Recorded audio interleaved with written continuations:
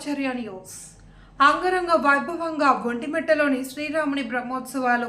ఆంధ్రప్రదేశ్ కడప జిల్లా ఒంటిమిట్టలో నేడు ఆదివారం శ్రీరామనవమి సందర్భంగా ఒంటిమిట్ట ఏకశిలా నగరం పుణ్యక్షేత్రంలో వెలసిన శ్రీ సీతారాములను ఆంధ్రప్రదేశ్ నలుమూలల నుండి భక్తులు పాల్గొని దర్శనం చేసుకుని తీర్థ ప్రసాదాలు స్వీకరించారు.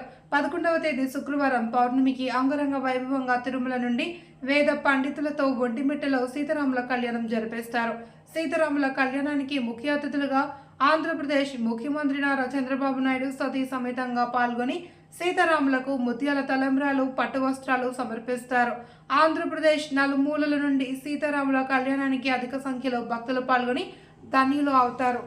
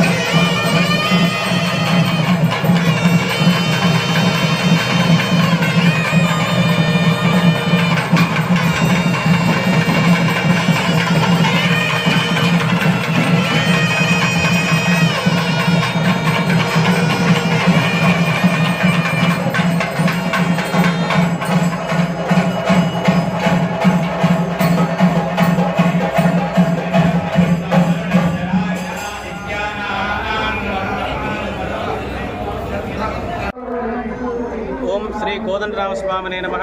ఒంటిమిట్ట ఏకశిలానగరము శ్రీ కోదండరామస్వామి వారి దేవస్థానము తిరుమల తిరుపతి దేవస్థాన ఆధ్వర్యంలో ఈ రోజు నుండి స్వామివారు వార్షిక బ్రహ్మోత్సవాలు పాంచరాత్ర ఆగమోక్త ప్రకారంగా అంగరంగ వైభవంగా ప్రారంభమయ్యాయి. దానిలో భాగంగా ఈ రోజున బ్రహ్మోత్సవాల భాగంగా ధ్వజారోహణం జరిగినది, శ్రీరామ ఆస్థానం జరిగినది.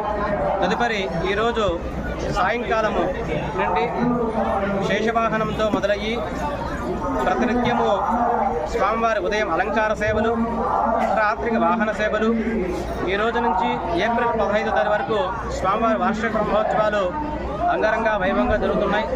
దానిలో భాగంగా ప్రత్యేకంగా ఏప్రిల్ 11వ తేదీన సాయంకాలం 6:30 నుండి రాత్రి 8:30 వరకు శ్రీ సీతారాముల కళ్యాణ మహోత్సవం అత్యంత వైభవంగా జరుగును.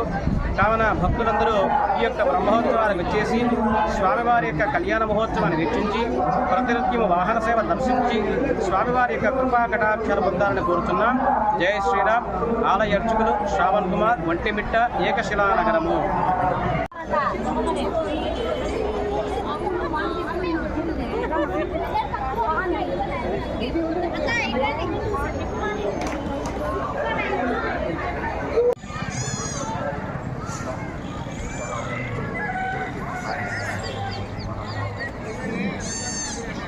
బ్రహ్మజ్ఞాని, ఆయన గొప్ప బ్రహ్మవేత్త. బ్రహ్మజ్ఞానం అంటే బ్రాహ్మణుడు, జన్మతః బ్రాహ్మణుడు. అదేవిధంగా బ్రహ్మజ్ఞానం కలవాడు కూడా బ్రాహ్మణుడు. అంటే బ్రహ్మజ్ఞానం నిండుగా ఉన్నటువంటి రాగాది విరహిత స్వామి.